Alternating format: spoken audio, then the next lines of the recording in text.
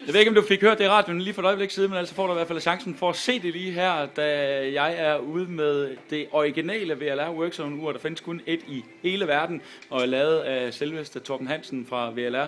Det her er Anja Pernille, som har delt billedet inde på vores Facebook-side, og altså var med i konkurrencen om at vinde uret. Og Anja arbejder i Fredericia i BR, og det er der, vi befinder os lige nu. Og Anja har faktisk fundet en plads til uret, men det er ude på kontoret. Og hvad er det, at det skal erstatte? Det skal erstatte vores super grimme ur, vi har derude. Hvorfor er det så grimt? Det er simpelthen så grimt. Det er jo totalt beskidt brød. Og det der, det er altså pænere, mener du? Det er 100 gram federe. Men vi vil jo rigtig gerne have, at kunderne også skulle have fornøjelsen af uret. Så du har lovet i dag, at uret det vil hænge inde i selve butikken hele dagen. Så skal vi få hængt det op?